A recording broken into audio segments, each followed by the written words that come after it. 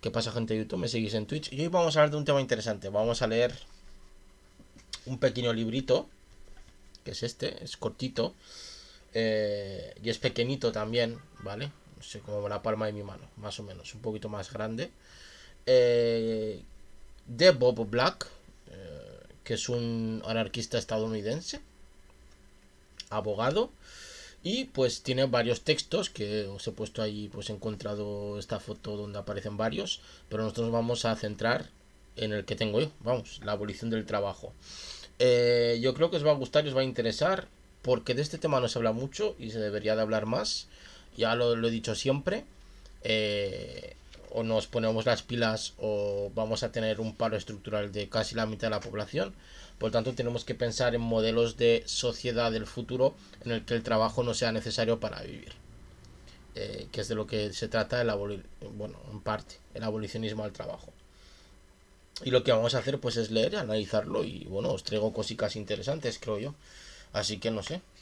Yo espero que os guste tanto como a mí. Esto es una Biblia, es como un panfleto, como si fuese el manifiesto comunista del abolicionismo del trabajo. Para todo el mundo y seguramente lo tendréis también en formato PDF. Si lo ponéis seguramente estará para descargar. Y no creo que tampoco Bob Black tenga algún tipo de problema en que eso se haga, ¿no? Así que vamos a empezar. ¿Qué os parece? ¿Qué os parece? Voy a echar un traguito de café.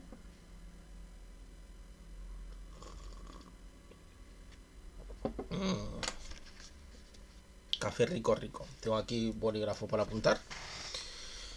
Y vamos a empezar. Nadie debería trabajar jamás. Y hasta se acaba el libro. No os imagináis. El trabajo es la fuente de casi toda la miseria existente en el mundo. Casi todos los males que se pueden nombrar proceden del trabajo o de vivir en un mundo diseñado en función del trabajo. Para dejar de sufrir, hemos de dejar de trabajar. Esta frase, este primer párrafo, es lapidario. Eso no significa que tengamos que dejar de hacer cosas, ¿vale? No nos confundamos. Significa que hay que crear una nueva forma de vida basada en el juego. Dicho de otro modo, una revolución lúdica. Por juego también se debe sobreentender fiesta, creatividad, convivialidad, comensalía y puede que hasta arte. El juego va más allá de los juegos infantiles, por dignos que sean. Hago un llamamiento a favor de una aventura colectiva basada en el júbilo generalizado y la exuberancia libre y recíproca. Esto es la hostia.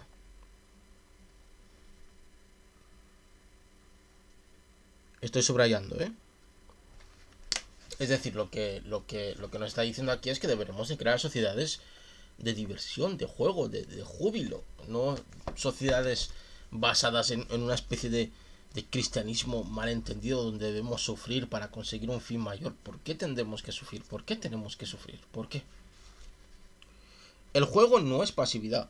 Sin duda, todos necesitamos mucho más tiempo para la pereza pura y la flojera de que nunca llegamos a disfrutar en la actualidad, al margen de la cifra de nuestros ingresos o de nuestra profesión, pero una vez recuperados del agotamiento inducido por el trabajo, casi todos queremos hacer algo.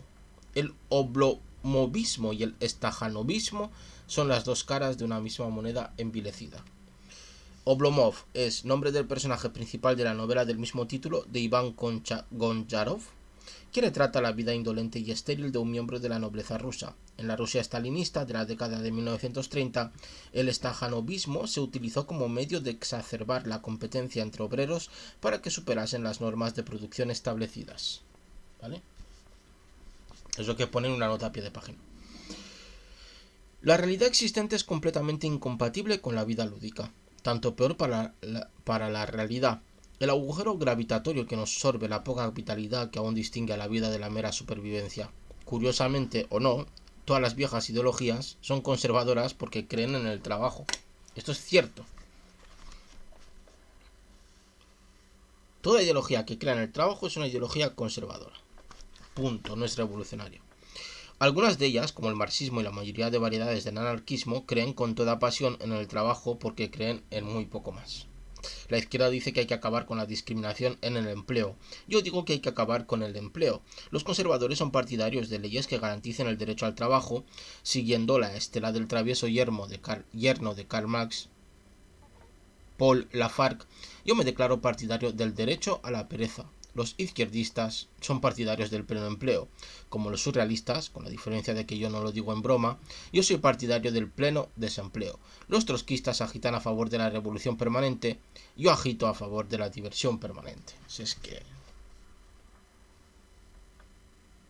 que esta es la ideología del futuro. Ahora bien, si todos estos ideólogos abogan por el trabajo, y no solo porque pretenden obligar a los demás a hacer el suyo, se muestran extrañamente reticentes a confesarlo. Pueden perorar sin parar sobre salarios, horarios de trabajo, condiciones, explotación, productividad y rentabilidad. Están encantados de hablar de cualquier cosa menos del trabajo en sí.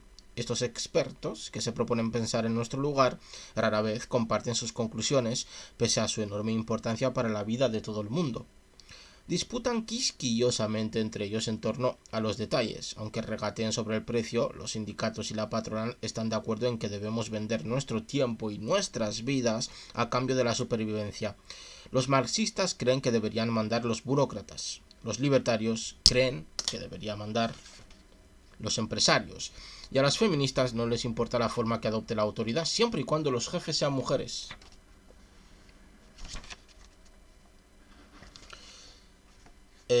Con libertarios, aquí Black dice que si bien no tiene pelos en la lengua cuando habla de los libertarios auténticos, aquí Black se refiere ante todo a los libertarios estadounidenses que integran una de las alas del Partido Republicano, vamos, a los ANCAP, cuando habla de libertarios.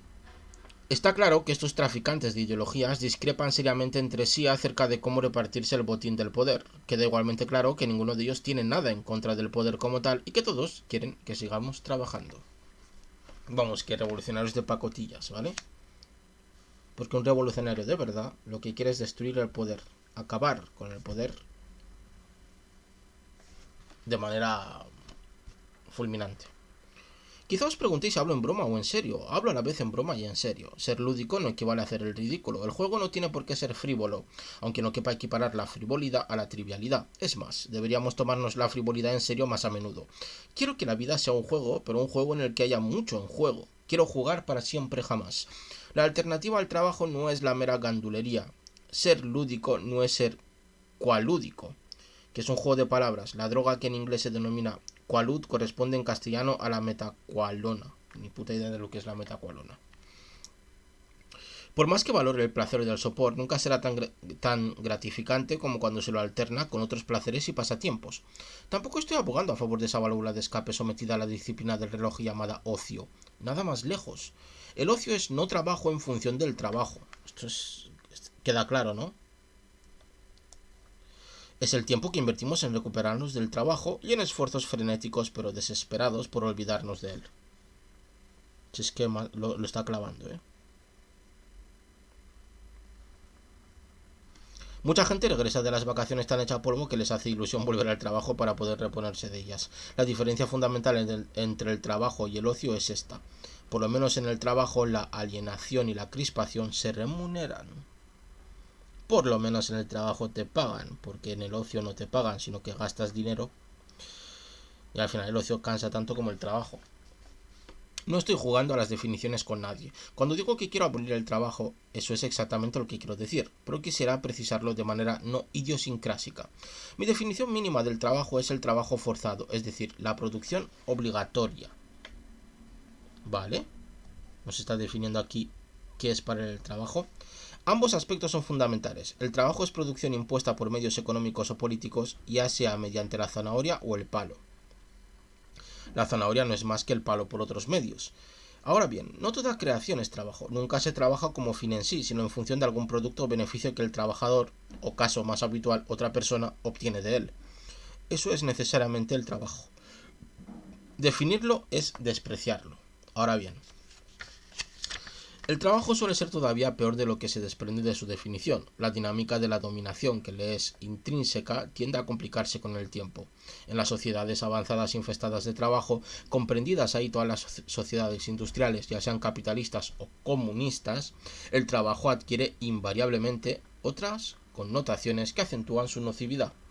Por lo general, y esto es todavía más cierto en los regímenes comunistas que en los capitalistas donde el Estado es el único patrón y todo el mundo es empleado, trabajo equivale a empleo, es decir, a trabajo asalariado, a venderse uno mismo a plazos. Así, el 95% de los norteamericanos que trabajan lo hacen para alguien o algo ajeno.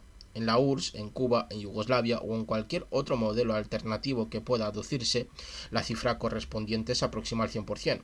Solo los asediados bastiones campesinos del tercer mundo, México, la India, Brasil, Turquía, albergan de momento concentraciones significativas de agricultores que perpetúan la situación tradicional de la mayoría de braceros a lo largo de los últimos milenios. El pago de impuestos igual a rescate al Estado o de una renta a terratenientes parasitarios a cambio de que por lo demás los dejen en paz. En la actualidad, hasta esa suerte tan poco envidiable empieza a resultar apetecible. Todos los trabajadores industriales y oficinistas son empleados y padecen formas de vigilancia que aseguran la sumisión. Decir que trabajando eres libre es, pues lo siento mucho, pero no entender muy bien el lugar en el que estás. Ahora bien, el trabajo moderno tiene implicaciones todavía peores. La gente no solo trabaja, ejecuta tareas. Una persona realiza una tarea productiva todo el tiempo, o de lo contrario, incluso si la tarea en cuestión contiene un tanto de interés intrínseco, cosa que sucede con cada vez menos empleos, la monotonía de su carácter exclusivo y obligatorio fagocita cualquier potencial lúdico que pudiera contener. Un curro que podría ocupar las energías de alguna gente durante un periodo de tiempo razonable por mera diversión no es sino una carga para quienes tienen que realizarlo durante 40 horas semanales sin poder opinar sobre cómo debe hacerse en beneficio de propietarios que no contribuyen nada al proyecto y sin oportunidad alguna de compartir tareas o repartir el trabajo entre quienes lo hacen concretamente. Este es el auténtico mundo del trabajo, un mundo de ineptitud burocrática, de discriminación y acoso sexual, en el que jefes estúpidos explotan y convierten en chivos expiatorios a sus subordinados, que son quienes, de acuerdo con cualquier criterio racional y técnico, tendrían que decidir cómo se hacen las cosas, porque son quienes saben cómo se hace el trabajo. Fijaros, a pesar de que pasamos la mayoría del tiempo en empresas, como trabajadores no tenemos ningún tipo de decisión ni información de la empresa en la que trabajamos. Así que, sin embargo, en la práctica el capitalismo subordina la maximización racional de la productividad y el beneficio a las exigencias del control organizativo. La degradación que la mayoría de trabajadores experimenta en el lugar de trabajo es la suma de variopintas humillaciones que cabe agrupar bajo la denominación de disciplina. Foucault ha complicado el problema, pero es muy sencillo. La disciplina consiste en la totalidad de controles totalitarios que se ejercen en el lugar de trabajo. Vigilancia, trabajo repetitivo, cadencias de trabajo impuestas, cuotas de producción fichar, etc. Muy interesante esto. En realidad el trabajo es como si fuese una escuela, donde tienes a un profesor que te va controlando para que hagas las tareas. Las disciplinas aquello que la fábrica, la oficina y el almacén tienen en común con la prisión, la escuela y el... Mira, si es que antes lo digo, y el psiquiátrico. Se trata de algo horrible e históricamente novedoso. No estuvo al alcance de demoníacos déspotas antañones como Nerón, Gengis Khan e Iván el Terrible. Pese a toda su mala voluntad, no disponían de la maquinaria necesaria para controlar tan a fondo a sus súbditos como los déspotas modernos. La disciplina es la forma distintivamente diabólica de control moderno, una innovación impertinente que habrá que desterrar a la primera ocasión. Muy interesante esto. Aunque ya se sabía, ¿vale? Eso es el trabajo. El juego es todo lo contrario. El juego es voluntario. Lo que en determinadas circunstancias podría ser un juego se convierte en trabajo si es obligatorio. Cae por su propio peso. Bernie de Coven definió el juego como la suspensión de las consecuencias. Si con eso se pretende decir que el juego es intrascendente, esa definición es inaceptable. Eso sería envilecer el juego. Se trata de que las consecuencias de haberlas sean gratuitas. El juego y el don, que son manifestaciones del mismo impulso, el instinto lúdico, están estrechamente emparentados. Tienen en común un desdén aristocrático por los resultados. Jugar aporta algo al jugador, por eso se juega, pero la recompensa fundamental reside en la experiencia de la propia actividad, sea cual sea. Algunos estudiosos del juego, por lo demás perspicaces, como Johann Huizinga, Homo Ludens, lo han definido en función de los juegos que obedecen a reglas. Siento un gran respeto por la erudición de Huizinga, pero rechazo categóricamente sus reservas. Existen muchos buenos juegos, el ajedrez, el béisbol, el Monopoly, el bridge, que se rigen por reglas, pero jugar es algo que va mucho más allá de los juegos particulares. Conversar, follar, bailar, viajar, ninguna de estas actividades se rige por reglas, pero no cabe duda de que se trata de actividades fundamentalmente lúdicas, y es tan posible jugar con las reglas como con cualquier otra cosa. Muy interesante este apartado lúdico. El trabajo convierte a la libertad en una parodia. Pues la verdad es que sí. La verdad es que sí. ¿Cómo vamos a hablar de libertad si estamos obligados a trabajar? ¿Cómo vas a hablar de libertad? ¿Cómo nos atrevemos a hablar de libertad? Según el discurso oficial, tenemos derechos y vivimos en democracias. Otros, menos afortunados que nosotros, no son libres y tienen que vivir en estados policíacos, en los que las víctimas tienen que obedecer las órdenes que reciben sin que importe lo arbitrarias que sean, porque de lo contrario, las autoridades los someten a una estrecha vigilancia. La burocracia estatal controla hasta el menor detalle de la vida cotidiana. Los funcionarios encargados de acosarlos solo son responsables ante sus superiores, públicos o privados. De un modo u otro, la disidencia y la desobediencia se castigan. Los confidentes informan a las autoridades con regularidad. Según nos dicen, todo eso es muy malo. Y sin duda lo es, aunque no sea otra cosa que una descripción del lugar de trabajo moderno. Los izquierdosos, conservadores y libertarios que denuncian el totalitarismo son unos falsos y unos hipócritas. En cualquier dictadura moderadamente desestalinizada hay mayor libertad que en el lugar de trabajo norteamericano medio. La jerarquía y la disciplina que hay en una oficina o en una fábrica es del mismo tipo que la que hay en una prisión o en un monasterio. De hecho, como han demostrado Foucault y otros, las prisiones y las fábricas aparecieron más o menos al mismo tiempo, y quienes las gestionaban se inspiraron conscientemente en sus técnicas de control respectivas. Un trabajador es un esclavo a tiempo parcial. El jefe dice cuándo tiene que presentarse, cuándo tiene que marcharse y qué tiene que hacer entre tanto. Decide cuánto hay que trabajar y a qué ritmo. Dispone de la libertad de llevar su control a extremos humillantes, reglamentando, si le parece, la ropa que puedes ponerte o la frecuencia con la que vas al servicio. Si hacemos salvedad de unas pocas excepciones, puede despedirte por cualquier motivo o sin motivo alguno. Te hace vigilar por chivatos y capataces y compila dosieres sobre cada uno de sus empleados. Una mala contestación se califica de insubordinación, como si los trabajadores fueran niños desobedientes. Y no solo supone que te despidan, sino que además te inhabilita para cobrar el subsidio de paro, sin que tampoco estemos necesariamente de acuerdo con ello. Cabe señalar que a los niños se les trata de forma muy similar en casa y en el colegio, y en su caso eso se justifica en nombre de su presunta inmadurez. ¿Qué nos dice eso sobre los padres y maestros que trabajan? Vamos, que nos tratan como personas inmaduras. Dicho, ya lo hemos dicho antes, como si fuésemos niños. Una sociedad realmente infantilizada. Qué bueno estaba ese café.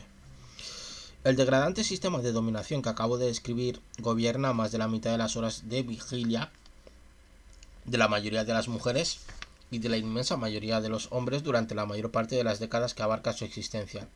A según qué efectos, no es demasiado engañoso denominar a nuestro sistema democracia o capitalismo, o mejor aún, industrialismo. Pero sus verdaderos nombres son fascismo fabril y oligarquía de oficina. Me gusta estas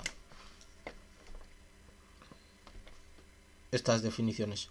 En cualquier caso, no sé si os dais cuenta de que en el colegio nos preparan realmente para aguantar este tipo de sistema, porque en el colegio ya se nos incita a aguantar este tipo de cuestiones disciplinarias, este tipo de control y este tipo de vigilancia. Lo que hace que de mayor no nos parezca tan extraño, pero realmente es algo muy grave, ¿no?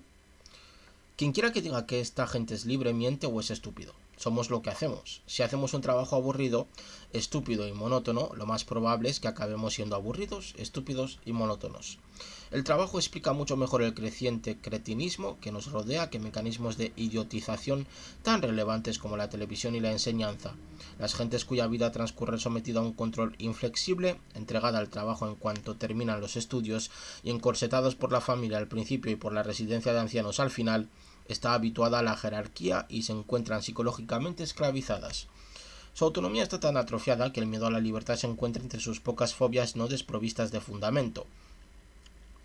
Esa gente transmite su disposición a obedecer en el trabajo a las familias que forman y así perpetúan el sistema de varias formas a la vez, en la política, en la cultura y en todo lo demás. Una vez que se exprime la vitalidad de la gente en el trabajo, es probable que se sometan a la jerarquía y a los especialistas en todo. Están acostumbrados a hacerlo. Lo que hemos dicho. Estamos tan inmersos en el mundo del trabajo que somos incapaces de ver lo mucho que nos perjudica. Tenemos que echar mano de observadores de otras épocas o de otras culturas para apreciar la extrema gravedad patológica de nuestra condición actual. En nuestro propio pasado hubo un tiempo en el que la ética del trabajo habría sido incomprensible, y es posible que Weber no estuviera desencaminado cuando vinculó su aparición a una religión, el calvinismo, que de haber aparecido hoy en lugar de hace 400 años habría sido denunciada de inmediato y con razón como una secta. En cualquier caso, para poner el trabajo en perspectiva no tenemos más que echar mano de la sabiduría de los antiguos. Estos consideraban al trabajo como lo que es, y su punto de vista siguió vigente a pesar de los chiflados calvinistas, hasta que el industrialismo lo derrocó, pero no sin obtener antes el aval de sus profetas. Supongamos por un momento que el trabajo no convierte a la gente en seres embotados y sumisos. Supongamos, en contra de cualquier psicología plausible y de la ideología de sus promotores, que el trabajo no tiene ningún efecto sobre la formación del carácter, y supongamos que el trabajo no es tan aburrido, agotador y humillante como todos sabemos que es. Aún así, seguiría convirtiendo en una parodia cualquier aspiración humanista y democrática solo por la cantidad de tiempo que nos usurpa. Sócrates decía que los trabajadores manuales eran malos amigos y malos ciudadanos porque no disponían de tiempo para cumplir con las responsabilidades de la amistad y la ciudadanía. Tenía razón. Debido al trabajo, y da igual el que sea, no paramos de mirar al reloj. Lo único que tiene de libre el tiempo llamado libre es que al jefe no le cuesta nada. Dedicamos... me ha gustado esa frase.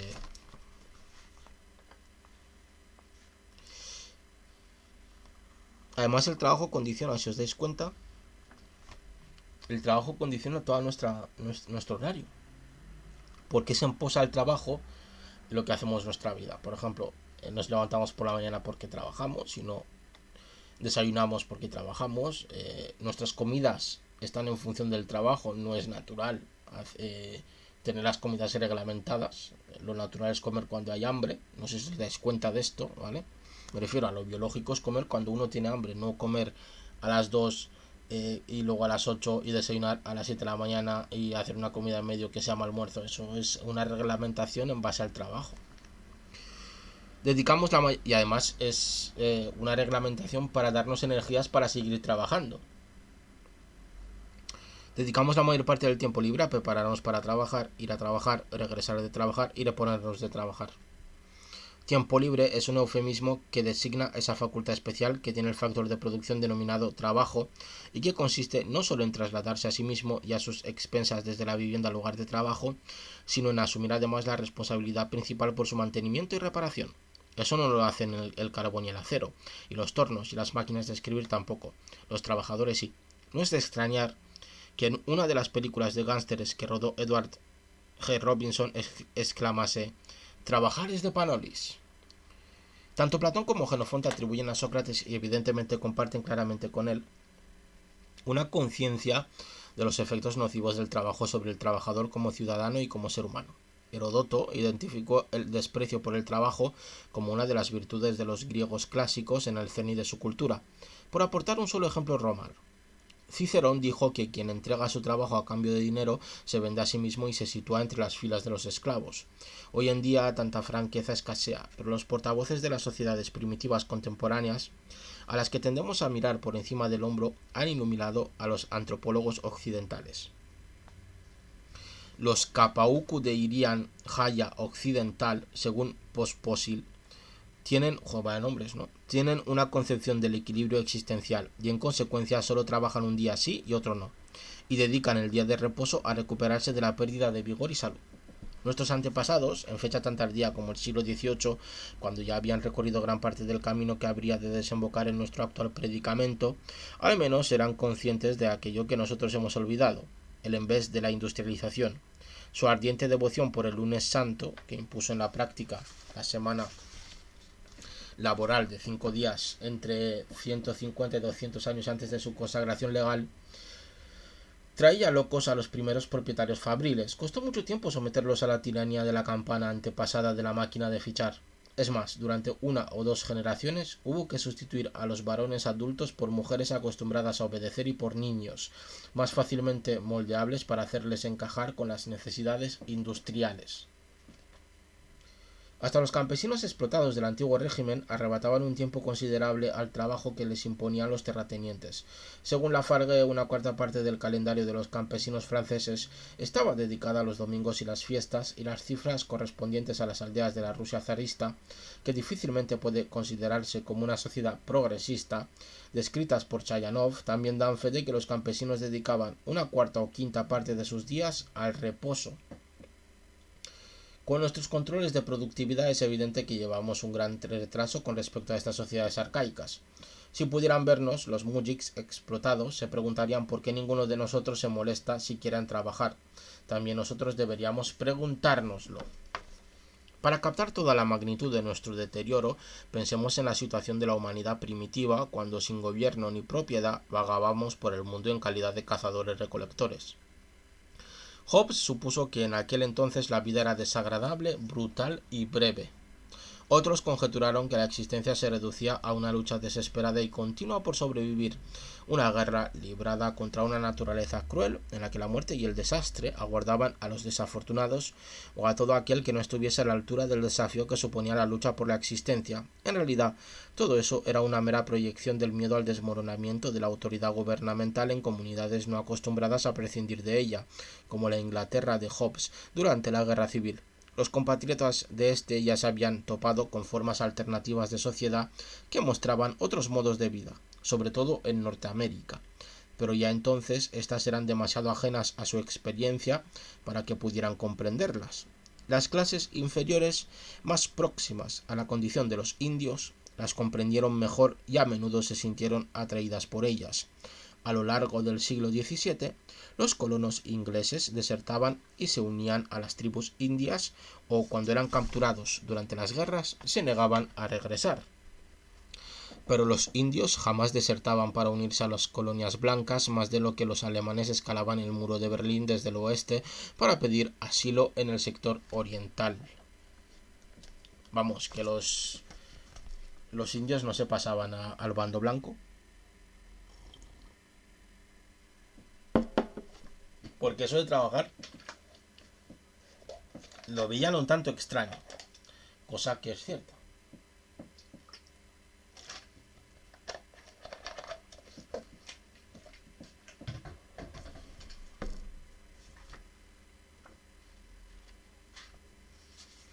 Vamos a seguir.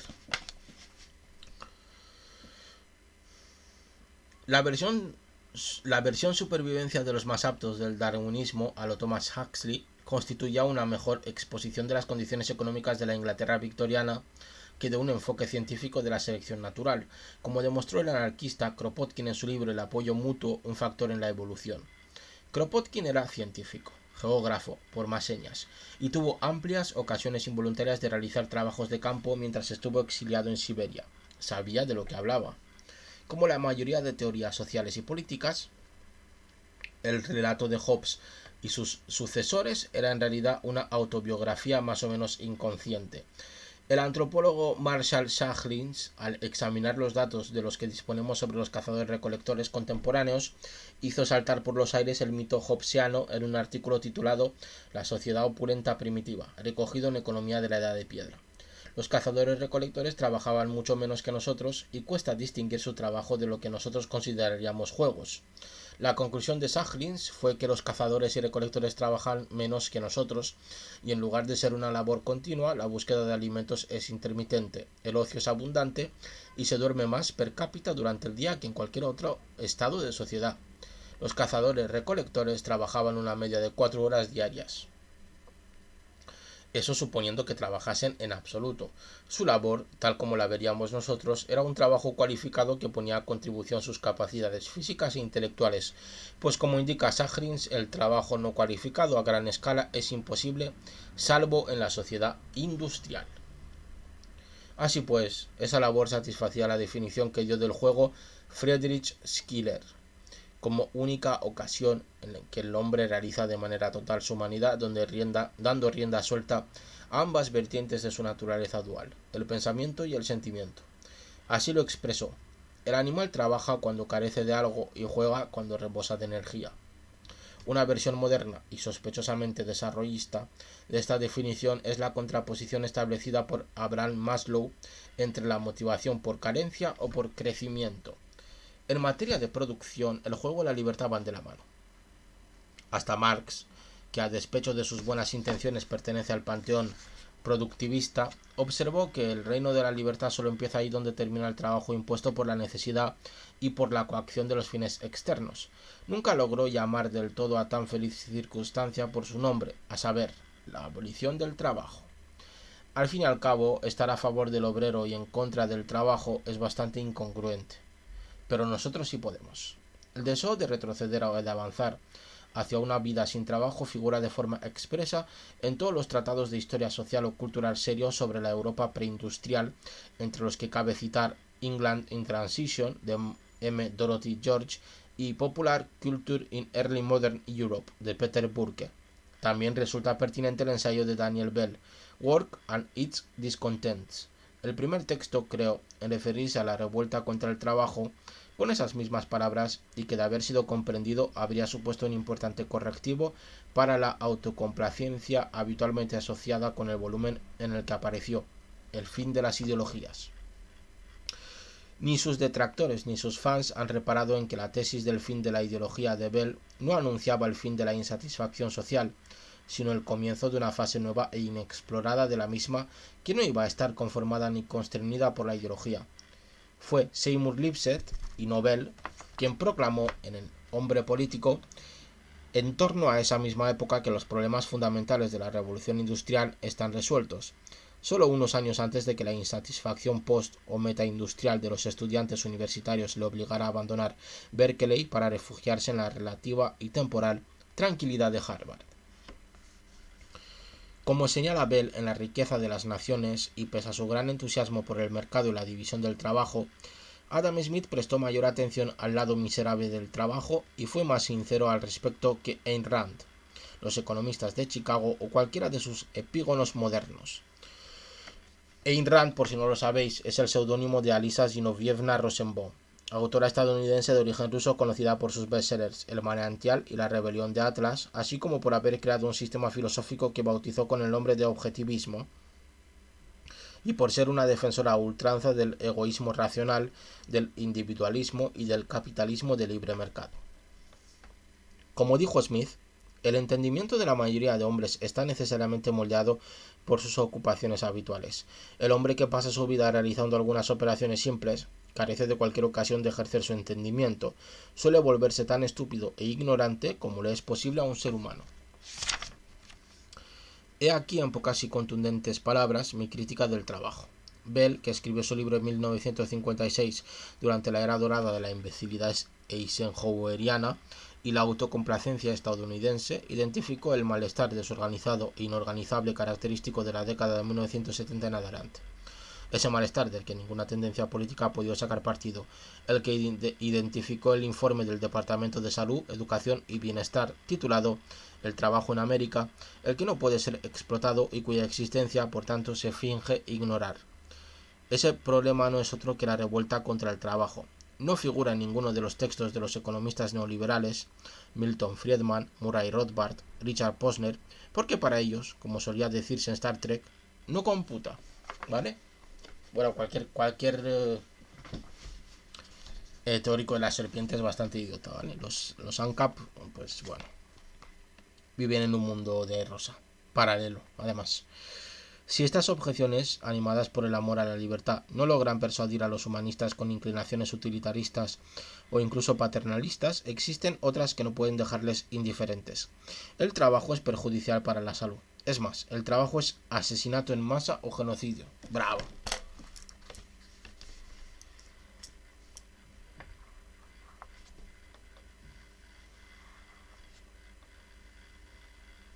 Bravísimo. Directa o indirectamente, el trabajo matará a la mayoría de las personas que lean estas palabras. Cada año en los Estados Unidos mueren trabajando entre 14.000 y 25.000 trabajadores. Más de 2 millones más quedan discapacitados. Entre 20 y 25 millones de trabajadores sufren accidentes laborales todos los años. Y estas cifras se basan en estimaciones muy conservadoras de lo que constituye un accidente laboral. Por tanto, no incluyen el medio millón de enfermedades profesionales que se producen cada año. Yo consulté un texto médico de 1200 páginas sobre enfermedades profesionales que apenas roza la superficie del asunto. Las estadísticas disponibles solo reflejan los casos evidentes, como los 100.000 mineros que padecen silicosis, 4.000 de los cuales mueren todos los años. Se trata de un índice de mortalidad mucho mayor que el del SIDA, por ejemplo. La atención mediática que suscita el SIDA refleja el supuesto tácito de que éste aqueja a pervertidos que podrían poner coto a su depravación, mientras que la minería es una actividad sacrosanta y por encima de toda sospecha. Lo que no dicen las estadísticas es que el trabajo abrevia las vidas de decenas de millones de personas. Al fin y al cabo, el homicidio no es otra cosa. Pensemos en todos esos médicos que se matan trabajando hasta reventar literalmente a los 50 y tantos años. Aunque no mueras o te quedes lisiado mientras trabajas, podrías muy bien morir mientras acudes al trabajo, vuelves de trabajar, buscas trabajo o tratas de olvidarte de él. La inmensa mayoría de las víctimas de accidentes automovilísticos están realizando una de estas actividades impuestas por el trabajo o chocan con quienes las están realizando. A este cómputo ampliado de bajas hay que sumarle las víctimas de la contaminación automovilística e industrial, del alcoholismo y de la drogadicción inducida por el trabajo. Tanto el cáncer como las enfermedades cardíacas son dolencias modernas que habitualmente pueden atribuirse de forma directa o indirecta al trabajo. El trabajo, pues, instituye el homicidio como modo de vida. Hay gente que cree que los camboyanos estaban locos por exterminarse a sí mismos, pero ¿acaso nosotros somos tan distintos? Al menos el régimen de Pol Pot tenía una visión, por distorsionada que fuera, de una sociedad igualitaria. Nosotros matamos a la gente en cantidades de 6 cifras, por lo menos, a fin de venderles Big Macs y Cadillacs a los supervivientes. Nuestros 40 o 50.000 muertos anuales en carretera son víctimas, no mártires. Mueren por nada, mejor dicho, mueren por el trabajo. Pero el trabajo no es nada por lo que merezca la pena morir, ¿vale? Yo creo que poco a poco os estáis sintiendo identificados. Os he traído una Biblia que debemos aprender de pe a pa, y cuando nos digan hay que trabajar, toma, ¡pam!, en toda la cara. Malas noticias para los progres. En este contexto de vida y muerte, los parches y reguladores no sirven para nada. La Occupation Safety and Health Administration, que es el organismo federal estadounidense encargado de la salud y la seguridad en el trabajo federal, se fundó para poner orden en el corazón del problema, la seguridad en el puesto de trabajo. Incluso antes de que Reagan y el Tribunal Supremo la estrangularan, la OSHA ya era una farsa. Durante la era Carter, cuando este organismo estaba subvencionado de forma más generosa, cabía esperar que un inspector de la OSHA se presentara al azar en una empresa cada 46 años. Hostia. Son como las inspecciones de trabajo en España, macho. Que son una vergüenza. El Ministerio del Trabajo es una vergüenza. Un ministerio que legisla para esclavizarnos. Y punto. El control estatal de la economía no es una solución, ¿vale? Es decir, aquí no se trata de que el Estado controle la economía. En todo caso, bajo el socialismo de Estado, el trabajo era aún más peligroso.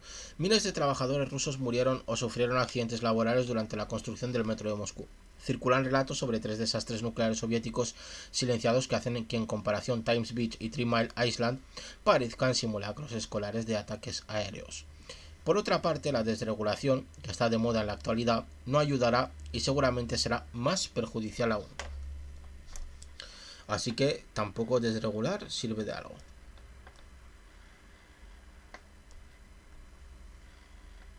Desde el punto de vista de la salud y de la seguridad, entre otros, la era más negra del trabajo coincidió con la época en que la economía se aproximaba más claramente al laissez-faire, ¿vale?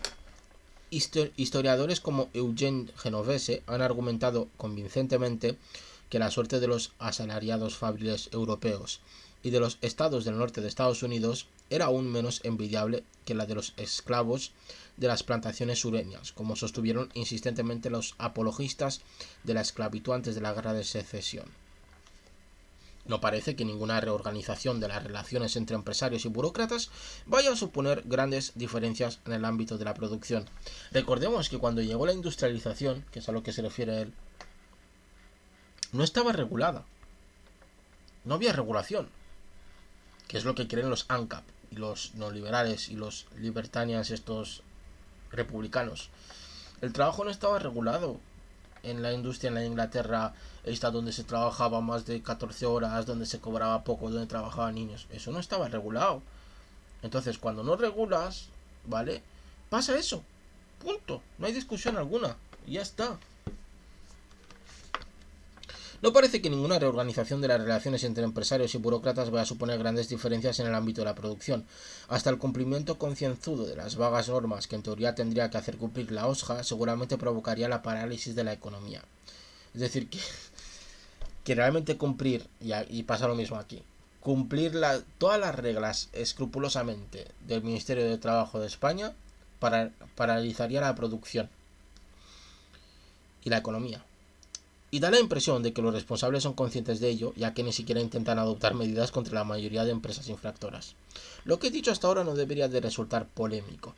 Hay muchos trabajadores hartos del trabajo. Las tasas de absentismo, de rotación de personal, de robos y sabotajes cometidos por los empleados, de huelgas salvajes y de escaqueo generalizado en el curro son elevadas y van en aumento. Quizás esté produciendo un cierto deslizamiento hacia un rechazo no meramente visceral, sino consciente del trabajo. Y no obstante, la opinión más extendida, universal, entre los jefes y sus agentes, pero también ampliamente difundida entre los propios trabajadores, es que el trabajo en sí mismo es inevitable y necesario. Discrepo. En la actualidad el trabajo podría ser abolido y reemplazado, en la medida en que cumpla una función útil, por una multitud de nuevas formas de actividad libre. Abolir el trabajo exige abordar la cuestión tanto desde el punto de vista cuantitativo como cualitativo. Esto es muy interesante, ¿vale? Debemos preguntarnos por la calidad y por la cantidad. Por un lado, habría que reducir inmensamente la cantidad de trabajo realizado, ya que la mayor parte de los empleos actuales son inútiles, cuando no directamente nocivos, y deberíamos deshacernos de ellos sin más. Por otro, y creo que ahí reside el quid de la cuestión y el nuevo punto de partida revolucionario, hemos de transformar lo que quede de trabajo útil en un abanico de placenteros pasatiempos lúdicos y artesanales, imposibles de distinguir de otros pasatiempos placenteros salvo por el hecho circunstancial de que proporcionen productos acabados útiles. Eso no debería disminuir su atractivo. Solo entonces podría derribarse todas las barreras artificiales del poder y la propiedad. La creación podría convertirse en diversión y todos podríamos dejar de temernos unos a otros. No pretendo insinuar que la mayor parte de los empleos puedan ser salvados de este modo. No obstante, y bien mirado, no merece la pena salvar la mayor parte de los empleos. Solo una parte pequeña y cada vez más reducida de ellos posee alguna utilidad ajena a la defensa y reproducción del sistema de trabajo y sus apéndices políticos y judiciales. Hace 20 años que la primera edición de este libro se remonta a 1985, por tanto, desde entonces ya ha transcurrido casi medio siglo. Hace 20 años, Paul y Percival Goodman calcularon que solo un 5% del trabajo realizado entonces, cabe suponer que ahora esa cifra, de ser exacta, sería inferior, bastaría para satisfacer nuestras necesidades básicas de alimento, ropa y abrigo. Esa estimación no dejaba de ser una conjetura razonada, pero la conclusión era clara. Directa o indirectamente, la mayoría de los empleos están al servicio de los fines improductivos del comercio o del control social. De hecho, hay muchos empleos, seguramente estaréis trabajando o trabajaremos en el futuro en alguno de ellos, que no sirven para producir un mejoramiento en nuestras condiciones, sino que son simplemente empleos que se encargan realmente de hacer funcionar el sistema, ¿no? Son empleos que sirven simplemente para producir cosas que no nos sirven a nosotros, sino que sirven al sistema para que sobreviva. Podríamos liberar de golpe a decenas de millones de vendedores ambulantes, soldados, directivos, policías, agentes de bolsa, clérigos, banqueros, abogados, maestros, caseros, guardias de seguridad, publicistas y a todos los que trabajan para ellos. Se produciría un efecto bola de nieve, puesto que cada vez que jubilásemos a algún pez gordo liberaríamos también a sus lacayos y subordinados. Así hará implosión la economía. El 40% del contingente laboral está constituido por trabajadores de cuello blanco, la mayoría de los cuales desempeñan alguno de los empleos más tediosos e idiotas jamás ideados. Sectores enteros como los seguros, la banca y las inmobiliarias no consisten en otra cosa que en barajar papeles inútilmente. No es casualidad que el sector terciario, los servicios, crezca a expensas del sector secundario, la industria, mientras el sector primario, la agricultura, prácticamente desaparece. Dado que el trabajo es innecesario salvo para aquellos cuyo poder afianza, se desplaza a trabajadores que desempeñan ocupaciones relativamente útiles hacia ocupaciones relativamente inútiles con la única finalidad de garantizar el orden público. Cualquier cosa es mejor que nada. Por eso no puedes irte a tu casa solo porque hayas acabado antes de la hora. Aunque no tengan salida para la mayor parte de él, quieren tu tiempo, el suficiente para que seas suyo. De no ser así, ¿por qué durante los últimos 50 años la semana laboral media no se ha reducido más que en unos pocos minutos? Deberíamos estar trabajando 1 hora al día. ¿Por qué estamos trabajando más incluso que antes? ¿Por qué se dice que la jornada es de 40 horas semanales, pero trabajamos 50, 60, 70, algunos hasta el doble? Acto seguido podemos atacar con un cuchillo de carnicero al trabajo propiamente productivo. Se acabaron la producción bélica, la energía nuclear, la comida basura y los desodorantes. Pero ante todo, se acabó la industria del automóvil. Puede que un Stanley Steamer o un Modelo T estén bien de vez en cuando, pero el autoerotismo del que dependen agujeros infectos como Detroit y Los Ángeles es inadmisible. Ya y casi sin habernos esforzado, prácticamente hemos resuelto la crisis energética, la crisis medioambiental y todo un abanico de otros problemas sociales supuestamente insolubles. Los coches estos que ha dicho el Stanley Steamer es un coche propulsado por un motor a vapor fabricado por la Stanley Motor Carriers Company y popularmente conocido como Stanley Steamer. Es decir, que es un coche que funciona con agua. Por último, tenemos que acabar con la ocupación más numerosa con diferencia, la que tiene los horarios más largos, está peor pagada y conlleva algunas de las tareas más enojosas que existen. Me refiero a las amas de casa, que realizan tareas domésticas y crían hijos. Al abolir el trabajo asalariado e instaurar el pleno desempleo, minamos la división sexual del trabajo. Tal como la conocemos, la familia nuclear es una forma inevitable de adaptación a la división del trabajo impuesta por el salario moderno. Nos guste o no, es decir, esto es impresionante. La familia nuclear es una forma inevitable de adaptación del trabajo al trabajo, ¿vale? Nos guste o no, tal y como han estado las cosas durante el último siglo, desde el punto de vista económico es lógico que el varón traiga el pan a casa, que la mujer haga los curros de mierda que proporcionen a este un refugio en un mundo sin corazón, y que a los niños se les envía a campos de concentración juveniles denominados escuelas, fundamentalmente para que dejen en paz a mamá sin dejar de estar controlados, pero también para que adquieran de paso los hábitos de obediencia y puntualidad tan imprescindibles para un trabajador. ¿Por qué creéis que los hijos, los niños, nosotros, en la escuela, hemos estado tanto tiempo encerrados ahí? ¿Por qué tenemos que estar estudiando 6 horas? ¿Por qué tenemos que estar estudiando 1 hora de materia? ¿Por qué no 2? ¿Por qué no media hora? ¿Por qué no 15 horas de mates en un día? ¿Por qué damos 1 hora de esto, 1 hora del otro, 1 hora del otro? ¿Por qué tenemos espacios de recreo controlados cada 3 horas, cada 2 horas? Si queremos deshacernos del patriarcado, tenemos que deshacernos de la familia nuclear cuyo trabajo en la sombra no pagado, como dice Iván Ilich, es decir, Lenin, hace posible el sistema de trabajo que a su vez la torna imprescindible. La abolición de la infancia y el cierre de las escuelas están íntimamente ligados a esta estrategia antinuclear.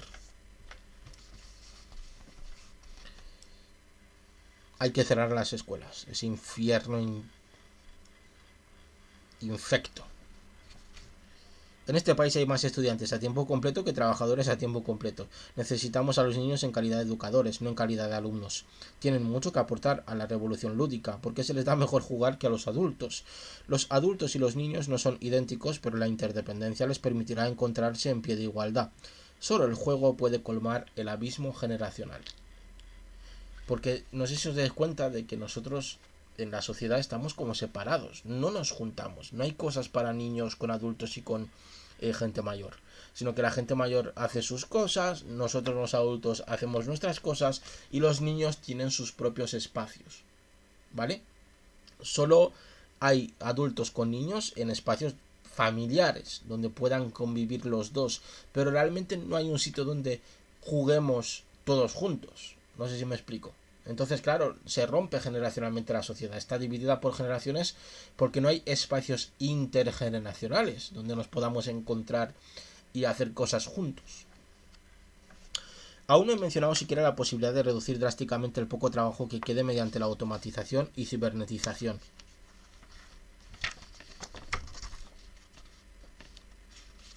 Madre mía.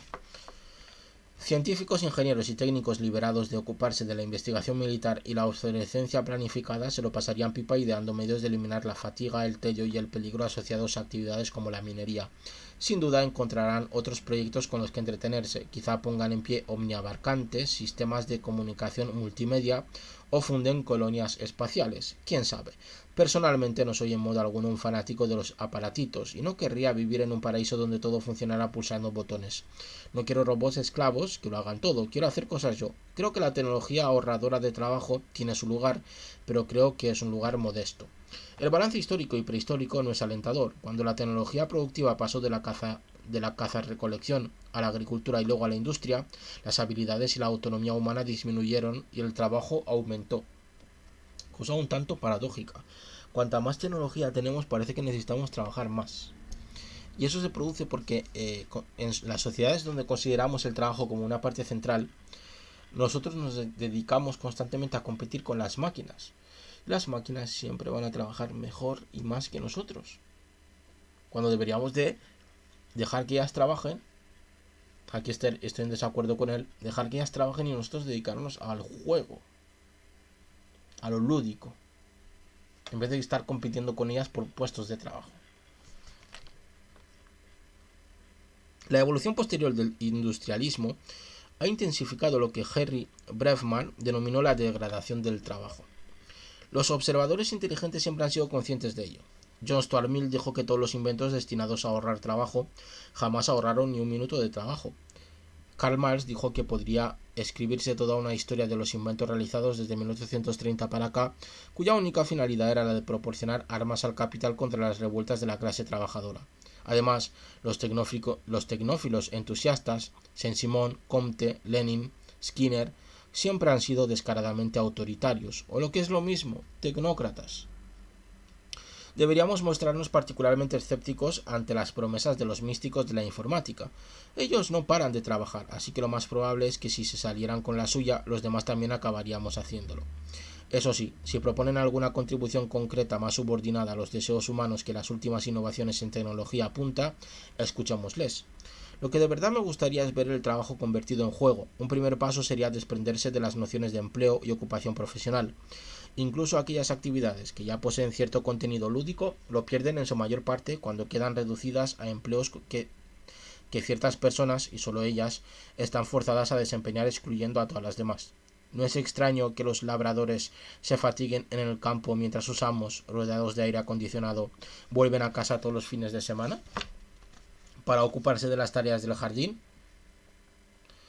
En un sistema de diversión permanente seremos testigos de una edad de oro del diletante que dejará el renacimiento de mantillas. No habrá más empleos, solo cosas que hacer y gente que quiere hacerlas. El secreto de la transformación del trabajo en juego, como demostró Charles Fourier, consiste en organizar actividades útiles para sacar partido de lo que gente distinta disfruta haciendo en distintos momentos. Para que algunas personas hagan aquello con lo que disfrutarían bastaría con erradicar las irracionalidades y distorsiones que aquejan a estas actividades cuando quedan reducidas a trabajo. Yo, por ejemplo, disfrutaría enseñando un poco, pero no quiero saber nada de estudiantes obligados a asistir a clase y me niego a echarles la pelota a patéticos pedantes para obtener una plaza. En segundo lugar, hay cosas que a la gente le gusta hacer de vez en cuando, pero no durante mucho tiempo, y desde luego no continuamente. Puede que disfrutes haciendo de canguro unas horas para disfrutar de la compañía de los niños, pero no tanto como sus padres. Los padres, por su parte, agradecen mucho el tiempo libre que eso les deja, pero se angustiarían si estuviesen separados de su progenie durante demasiado tiempo. Esas diferencias entre individuos son las que hacen viable una vida lúdica en libertad. El mismo principio se puede aplicar a muchas otras actividades, sobre todo las más básicas. Así mucha gente disfruta cocinando si puede dedicarse en serio a hacerlo en sus ratos libres, pero no cuando dicha actividad se limita a llenar cuerpos humanos de combustible para que trabajen. Es decir, a muchos nos gusta pintar nuestra casa.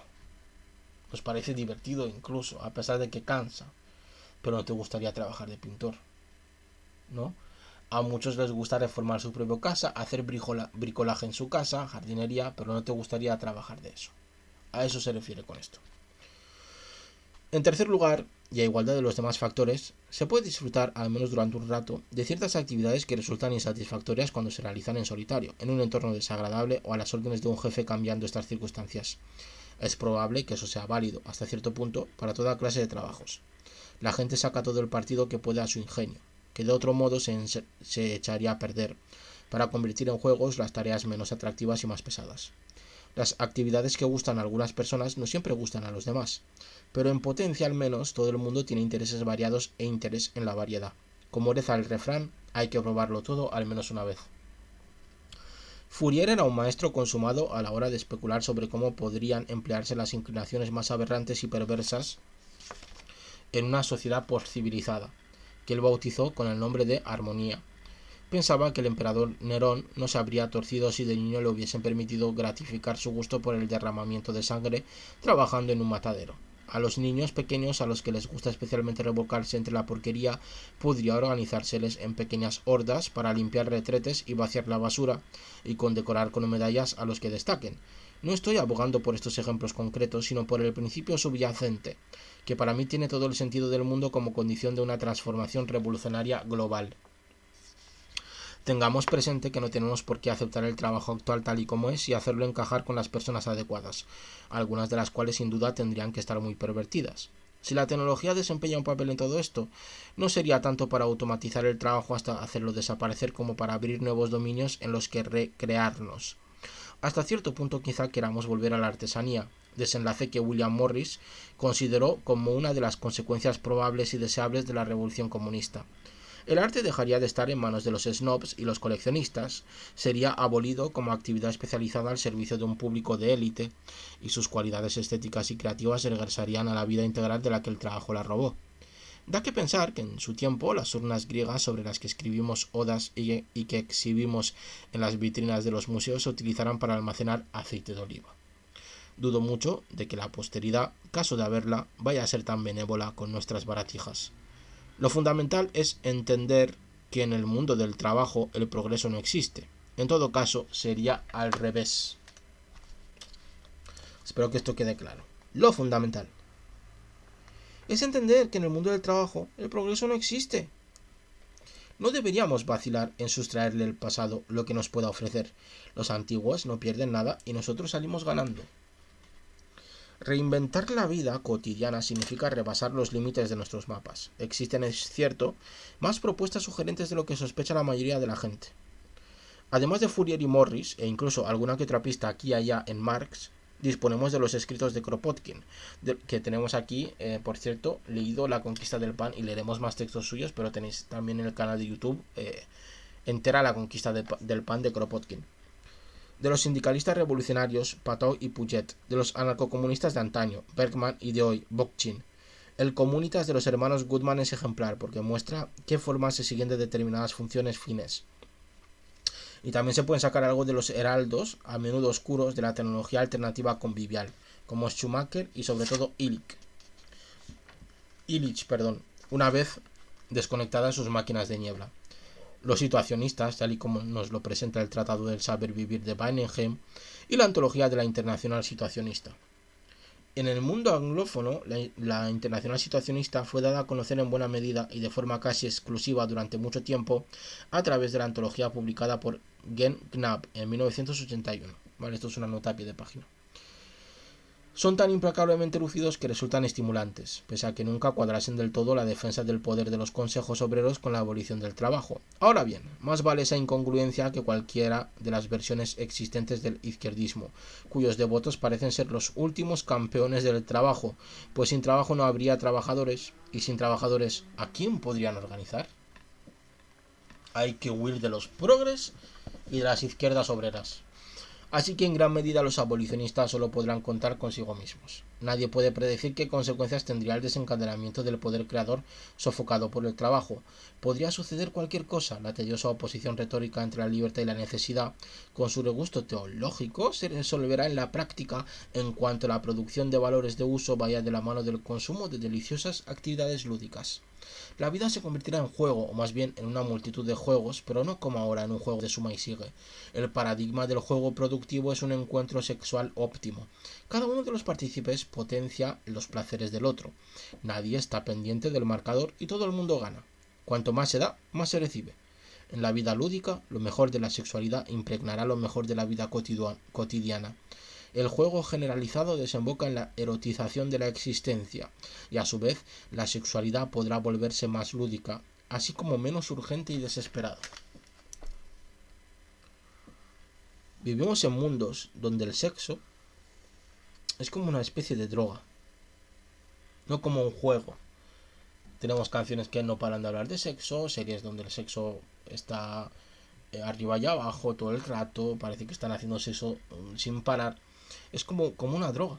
Realmente no es como algo que nosotros hagamos, sino que es como algo que viene del exterior, externo a nosotros, que necesitamos para intentar superar, como si fuese alcohol, como si fuese otro tipo de drogas, pues el tedio del día a día y de el trabajo.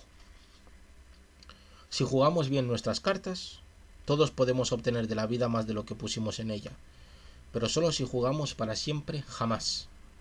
Nadie debería trabajar jamás. Proletarios de todos los países, relajaos.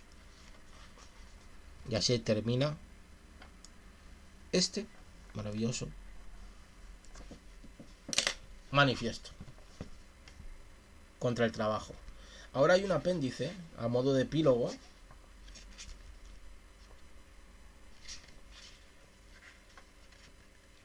de otro autor que se titula Julius Vandal, y este apéndice se titula Lo que no hay que confundir en cuanto a esclavitud asalariada y rechazo del trabajo. Así que también lo voy a leer, ¿vale? Parece que son como pequeñas frases. Así que, pues bueno, vamos a leerlo a ver qué nos dice. Pero vamos, lo que vendría a ser el texto acabado, ¿vale? El texto original, ¿vale? No confundamos un salario sin trabajo. El subsidio de desempleo no es sino un avatar del salariado e incluye todas las formas de asistencia pecuniaria universal, ya existentes o contempladas, comprendido ahí el RMI de lujo que reivindican ciertos libertarios a los que no parece repugnarles mucho semejante forma de recurrir al Estado y que, convertidos en reformistas, jamás habían soñado algo tan imposible, que es el ingreso mínimo de inserción, el RMI. Subsidio establecido por los socialistas franceses a finales de la década de 1980 y destinado a los parados que no se benefician de prestaciones por desempleo. Aquí también existe eso. El perceptor es un proletario que no tiene gran cosa que sabotear. Un salario sin trabajo es una limosna más o menos parca dispensada por el Estado y sus servicios sociales, cuando no por instituciones caritativas. Destinada a comprar la paz social a un precio ruin, la difusión de las prestaciones de subsistencia solo sirve para exacerbar la docilidad y la sumisión del ejército de reserva del capitalismo. Ahora que los excluidos de la producción expulsados del seno del paraíso mercantil por la deslocalización de la producción y la automatización de las tareas, proliferan como consecuencia de la implacable y sacrosanta carrera en pos del beneficio. Todo salario comporta sus penas. Además de rematar la transformación de los pobres en deudos de los poderes establecidos, en muchos casos el subsidio de desempleo puede condenar al beneficiario a una ociosidad rumiante. tiene el sabor amargo de la desposesión y deja al individuo sin recursos solo frente a esa uniformidad desestructurada que ha hecho de las sociedades humanas algo tan poco humano. Al inempleable se le arrojan unas migajas del gran festín de los privilegiados, cuyos fastos y oropeles puede admirar a través de la pantalla hasta la saciedad. Es así, mediante semejantes dádivas, cómo se manejan las manadas boquiabiertas de empleados subalternos y buscadores de empleo. ¿Vale? Aquí se está quejando de los subsidios que da el Estado para mantener a la gente dormida, realmente.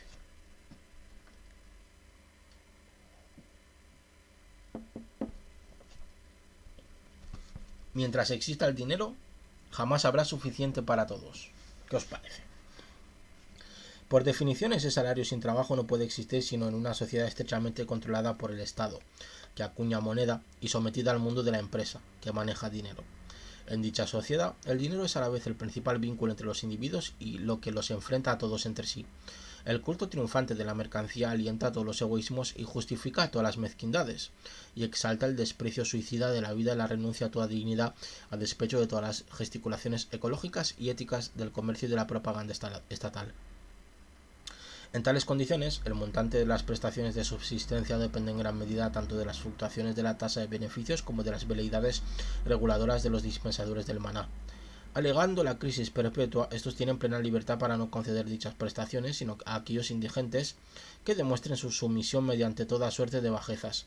Para todo aquel que no pueda contar con el apoyo de una familia u otro grupo mejor parado, la opción es sencilla: hundirse en la decadencia moral y física o acudir a medios ilícitos de obtención de recursos, con lo que atrae sobre sí y justifica cada vez más la presión de las fuerzas del control y del encarcelamiento.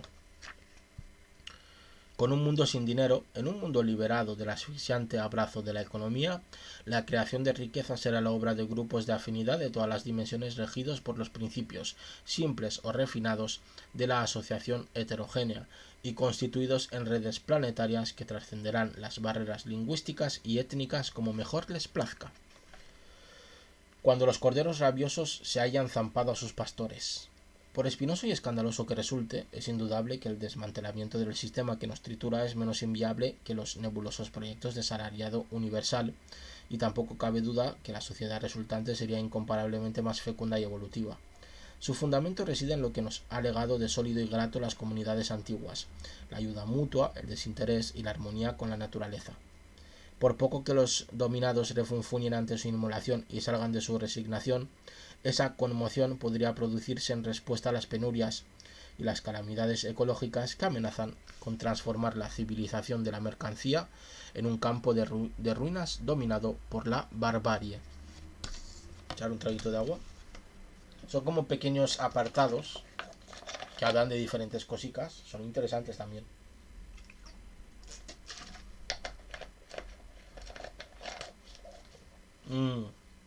Qué rica está el agua.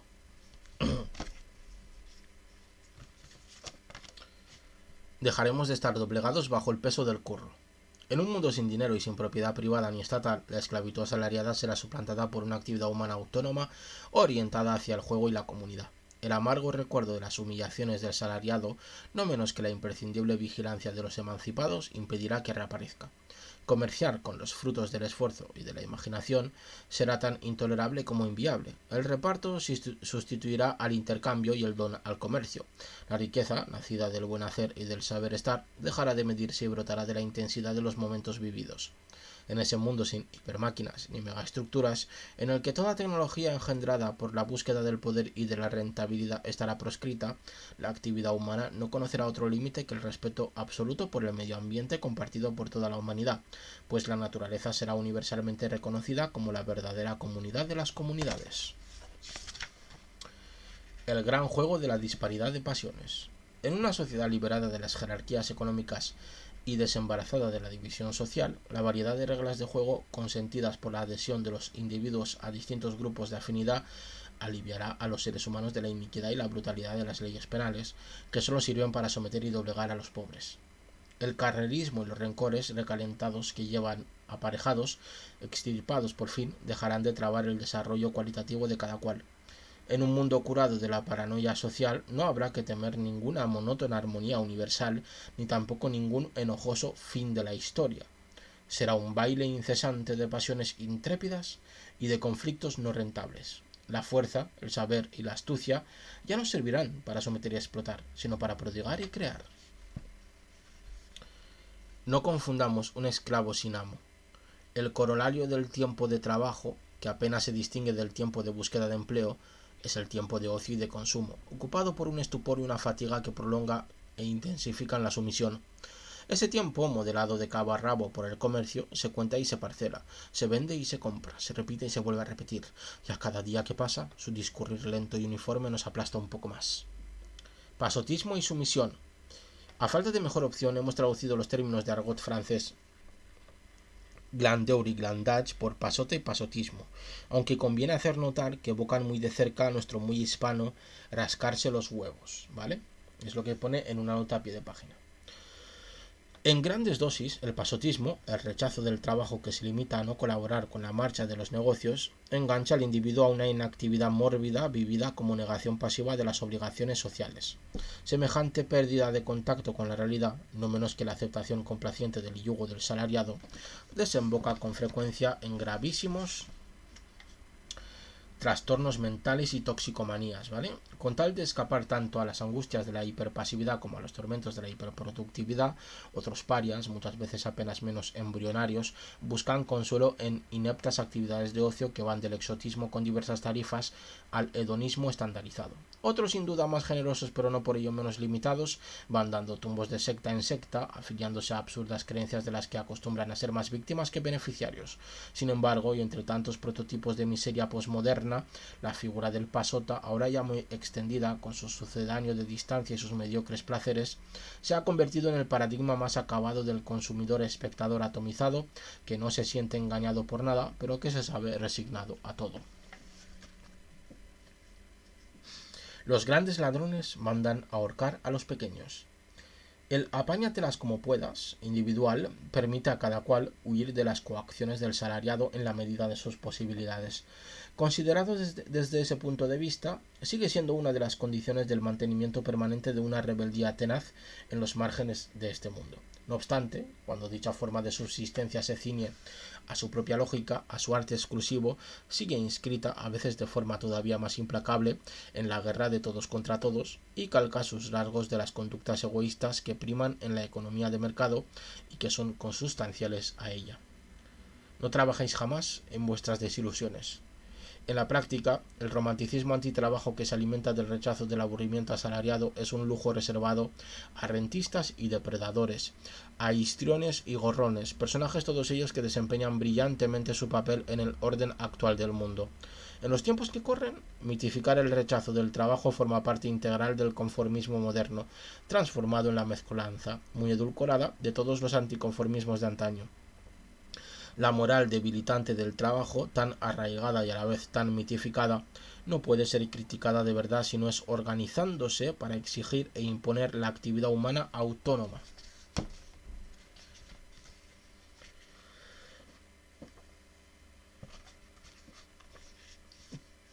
Con un amo sin esclavo. Fabricar, demoler, jugar, combatir, amar, criticar, decorar, debatir, cultivar, irse de parranda, hacer bricolaje, emborracharse, inventar, viajar. He aquí algunas actividades, entre otras muchas, convertidas la mayoría de las veces en mezquinas inmundas, vanas o nocivas, y que reducen la vida cotidiana a una sucesión de ritos serviles y de pequeñas vilezas. Solo el fin del salariado permitirá reanudar el contacto con las antiguas pasiones e imaginar nuevas hasta el infinito. El arte de no hacer nada tampoco hay que abusar. Si la libre expansión de las pasiones vitales es el argumento social más sustancioso de la asociación heterogénea, sus movimientos están regulados por el tiempo del fer niente. La pereza, momento clave de la actividad cotidiana, se opone al pasotismo del esclavo ocioso en la medida en que propicia la lectura y la reflexión, los juegos lascivos y los de la imaginación. En una palabra, la autorrealización. La pereza une los encantos de la ensoñación a las ventajas del reposo y muchas veces determina la fecundidad de las aportaciones individuales a los juegos colectivos. Cuando una actividad es incesante y compulsiva, olvida pensarse a sí misma y no tarda en transformarse en un curro repetitivo y embrutecedor. Los currantes, empedernidos, renuncian a su libertad, tengan un patrón o no. sin avariciosos ni ratas viciosas. La dinámica de una sociedad comunitaria surge de forma natural de la ayuda mutua. A partir del momento en que la abundancia pasa de cuantitativa a cualitativa, el reparto se convierte al mismo tiempo no solo en motor y fin de la actividad colectiva, sino también en su aglutinante más poderoso. En cuanto escapan a los dictados del mercado, las necesidades dejan de estar determinadas por la penuria artificial y de regirse por el cada uno a la suya. El secreto de la eficacia asociativa reside en la transparencia de las conductas humanas. Para derrocar al sistema, los rebeldes tendrán que jugar de forma colectiva y conspirar a plena luz del día en toda la medida de lo posible. En otras palabras, tendrán que difundir la rabia de vivir. Esto ha sido como una canción, ¿eh? Voy a echar un trago de agua porque leer tanto al final...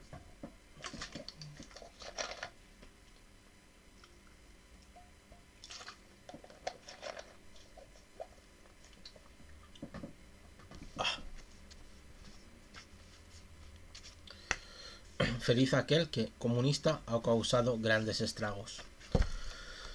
Para emanciparse del trabajo y del dinero hay que criticarlos en actos cada 2 por 3.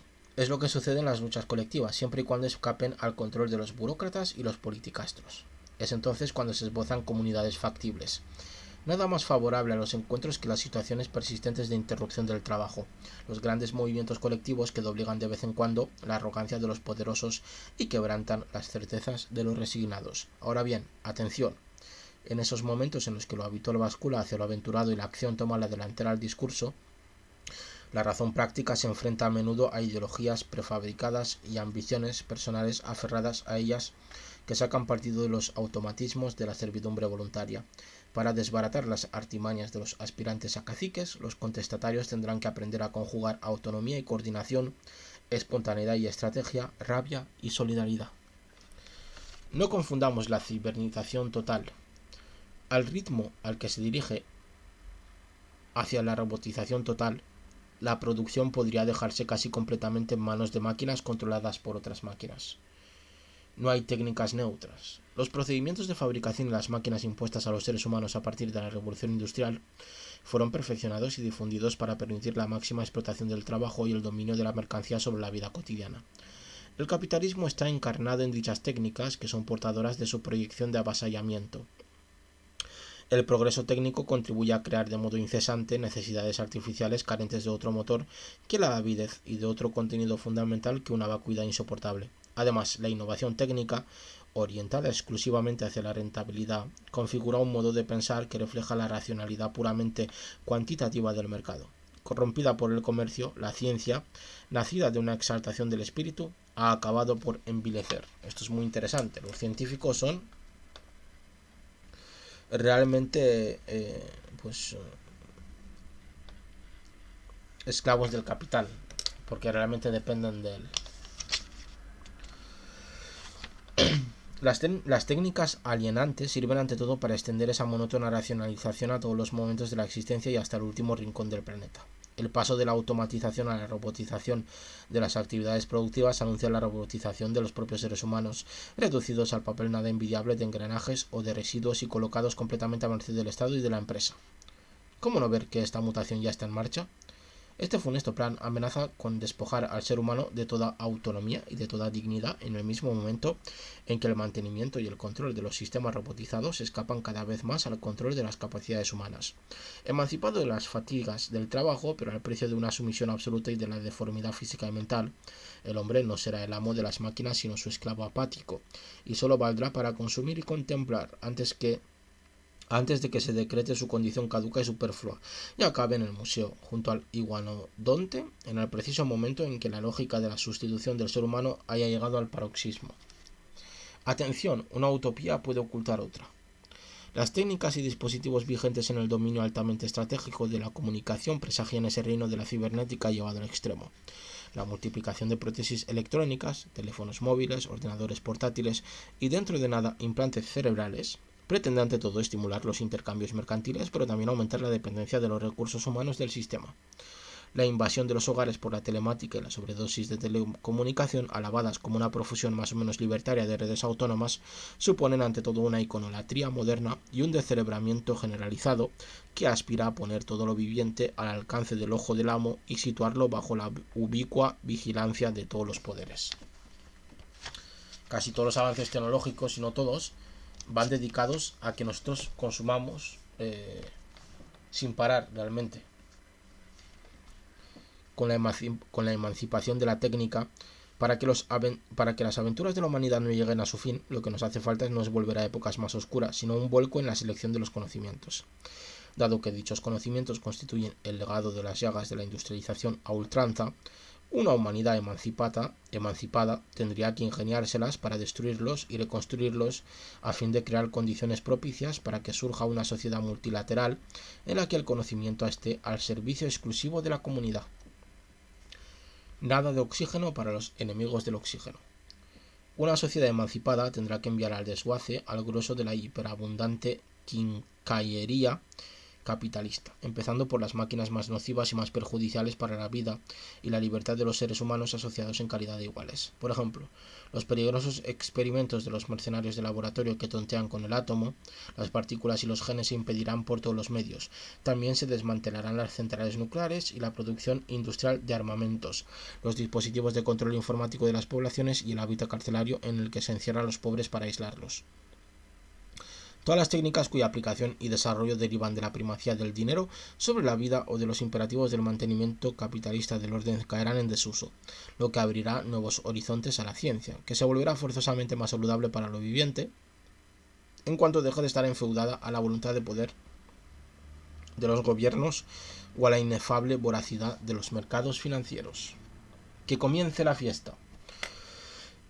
La invención de una vida no mutilada sino equipada no entrañará retroceso alguno del conocimiento, sino una fertilísima diversificación de los saberes que brotará espontáneamente de la actividad humana en cuanto ésta se emancipe del salariado.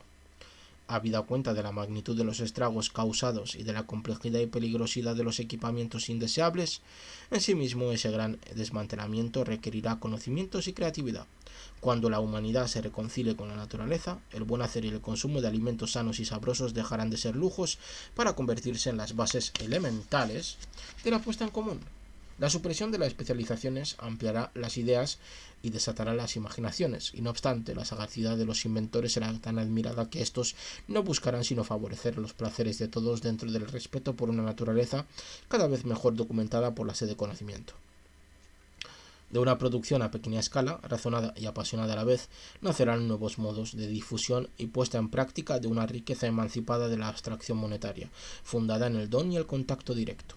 Mientras aguardamos esa eclosión de saberes aún por definir, tanto para comunicarse de una punta a otra del planeta, como para cumplir determinadas tareas indispensables pero que casan mal con el juego y la artesanía, habrá que utilizar las técnicas forjadas por el capitalismo, desviándolas astutamente de sus funciones alienantes.